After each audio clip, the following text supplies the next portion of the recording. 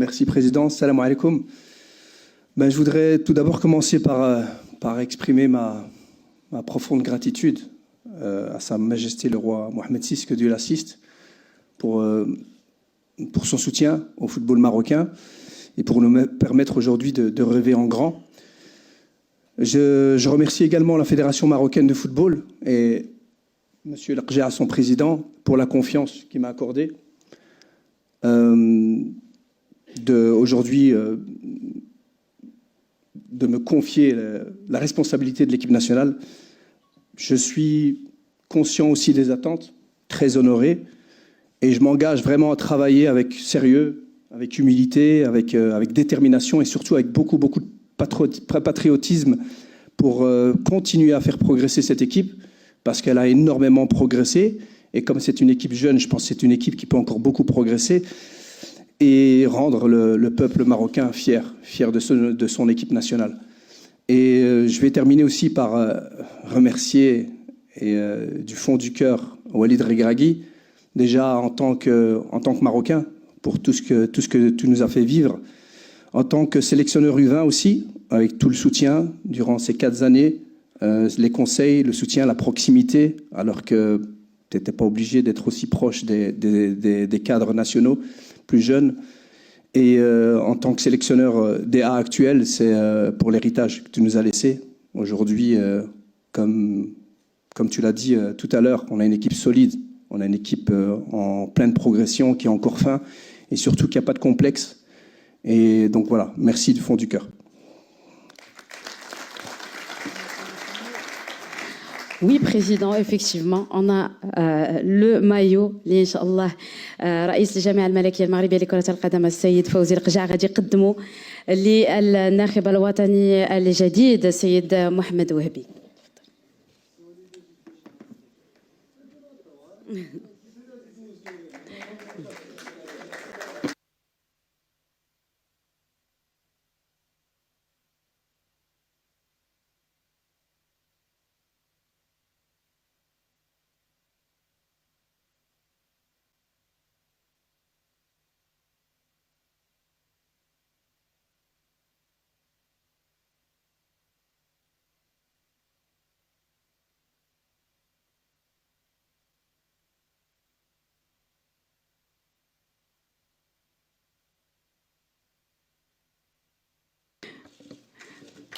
Merci, Président. Si vous le permettez, on va quand même, vous allez garder quand même la parole, coach, juste peut-être pour présenter votre staff ou votre adjoint pour tous les journalistes qui sont présents et aussi les supporters de l'équipe nationale du Maroc. Merci.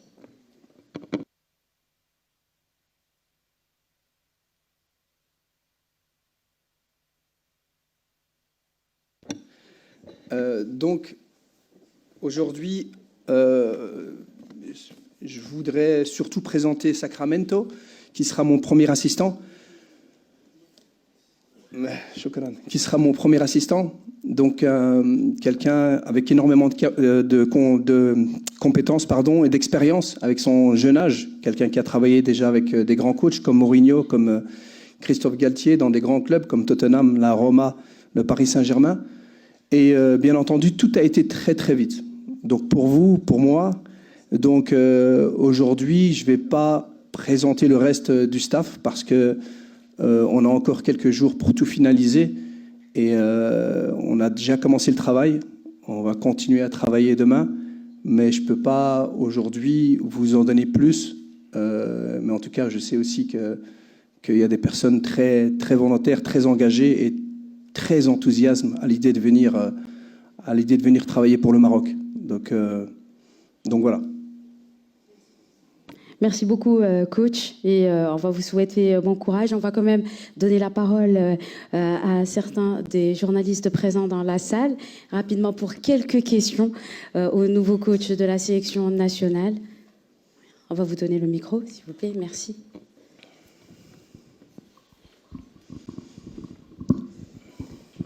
Bonjour coach, Nassim Alkarf, le 10 tel quel, consultant aussi pour Radio Mars. Déjà je voudrais vous dire bienvenue. J'espère que vous aurez un parcours au moins aussi beau que le précédent. La pression est grande, Donc, au nom de tout le monde, je vous souhaite la bienvenue. Maintenant, s'il y a une question à poser, c'est que quelles sont les leçons à tirer, par exemple, comment reconstruire ce groupe-là et quelles sont les leçons à tirer des précédentes compétitions? On reste quand même sur une grande désillusion. Est-ce que vous avez déjà en tête la formule pour, on va dire, recoller les morceaux? On sait que ça laisse des traces dans les têtes. Est-ce qu'on ira dans le rajeunissement complet ou petit à petit? Donc, au moins, comme ça, on a une idée claire sur le projet et, bien sûr, dans la continuité. Mais, salam alaikum, bonjour, merci pour ces mots. Mais déjà, j'en ai peut-être parlé tout à l'heure, je pense il n'y a pas une révolution à faire. Il n'y a pas de révolution à faire. On a vécu un trauma tous en tant que Marocains parce que voilà, c'était un moment compliqué, cette finale. Mais je pense que ce qui est super important, c'est la continuité.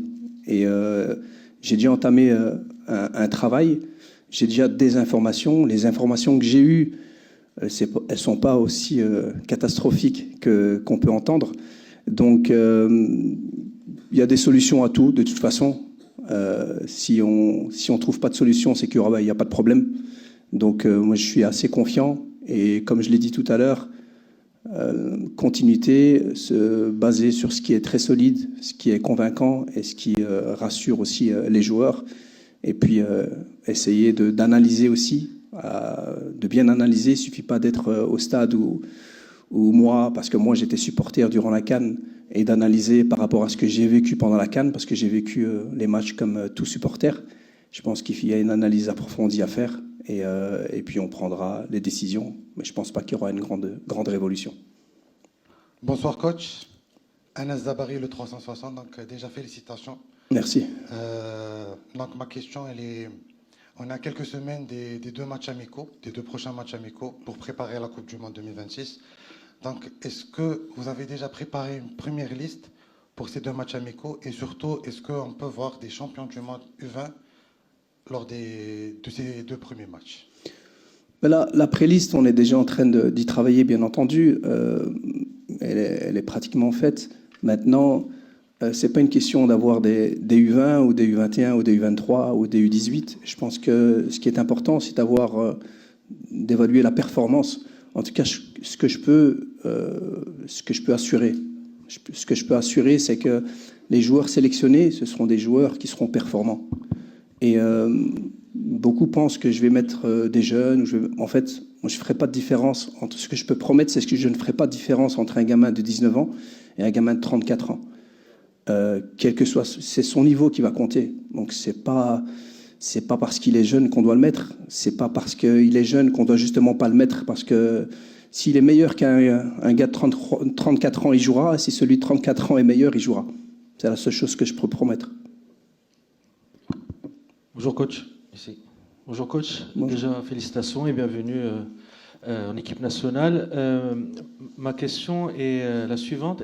Quel est votre regard? Vous avez parlé de continuité. Quel est votre regard sur les joueurs du championnat marocain? Il y en a qui performent énormément en ce moment. Je voulais avoir votre avis sur le sujet. Mais il y en a qui performent. Je suis d'accord avec vous. Mais en tout cas aujourd'hui, je vais parler d'aucun joueur individuellement. Je l'ai dit tout à l'heure. La performance sera super importante. L'analyse sera aussi pas uniquement mettre des individualités, c'est de trouver par rapport au projet de jeu, par rapport aux idées qu'on veut mettre en place, trouver les complémentarités, trouver les joueurs pour essayer de bâtir une équipe compétitive. Mais je pense comme mon prédécesseur, on suit le championnat de Botola, comme on suit tous les autres joueurs. Et il y en a, mais la performance qui comptera. Donc qui continue et je pense qu'il y en a qui performent super bien. Maintenant, il faudra voir dans la durée.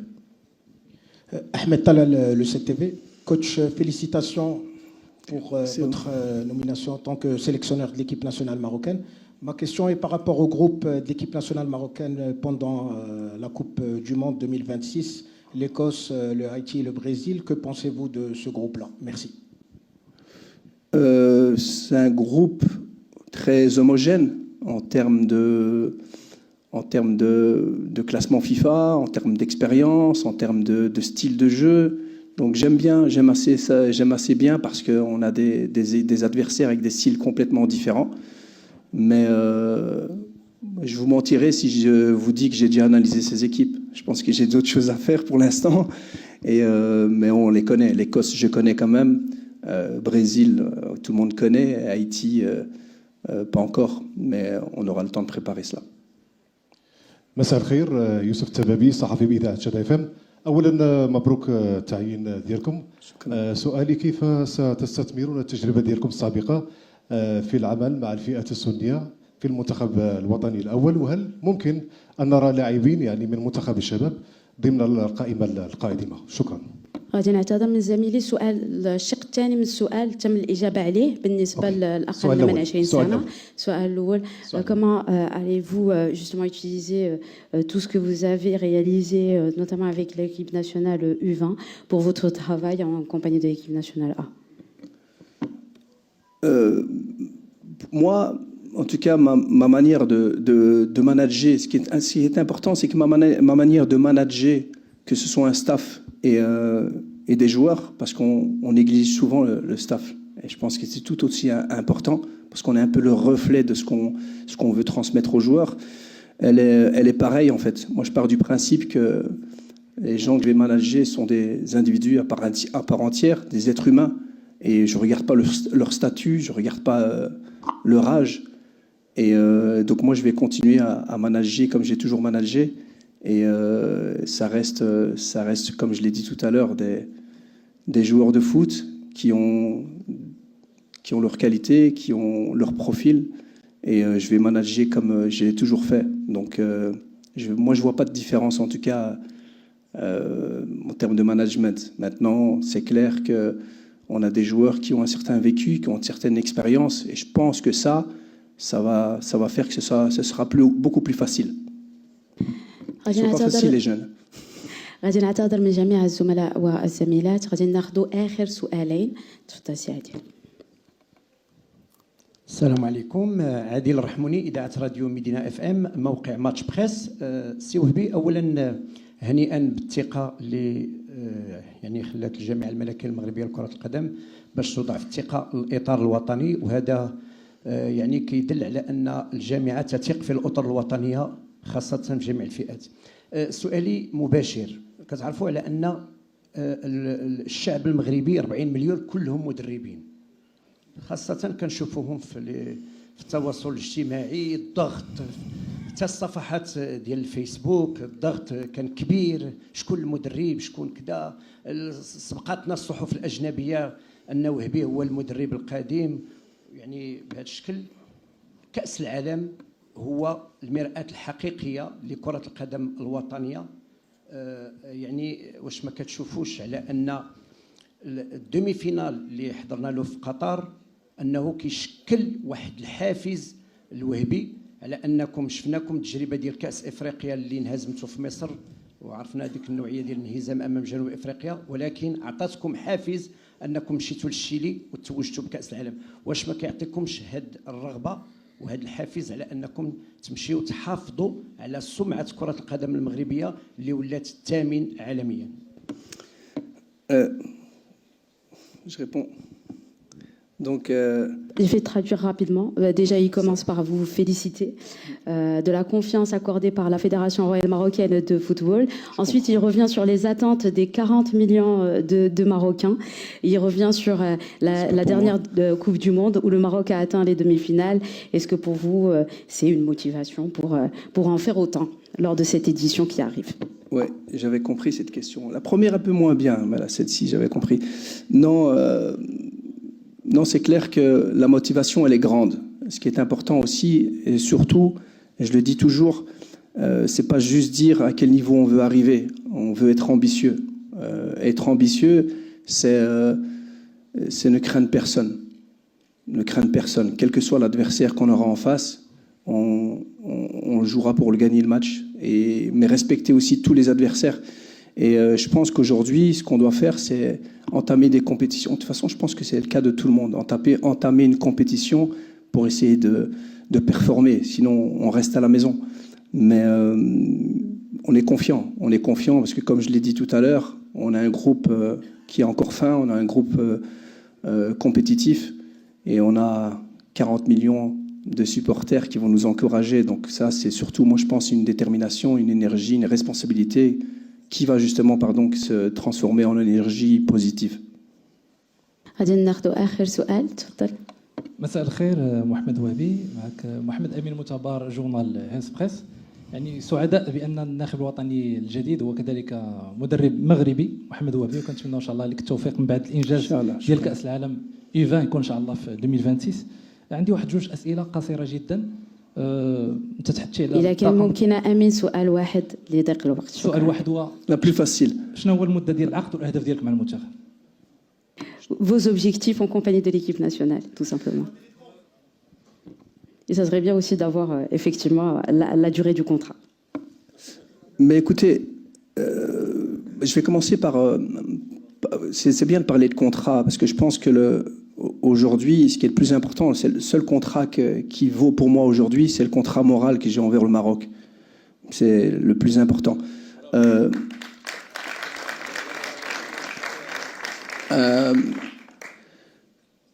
Je suis quelqu'un de projet qui construit.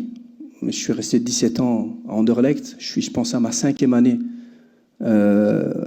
à la DTN en tant que sélectionneur. Donc j'ai quand même, je pense, prouvé que je suis quelqu'un qui sait rester en place et construire avec beaucoup d'humilité et de travail. Donc si je suis ici, c'est pour, je ne vais pas dire construire dès le début sur les fondations, parce qu'on a les fondations, mais je continuer à travailler sur ce qui a été fait, mais continuer à construire et à grandir.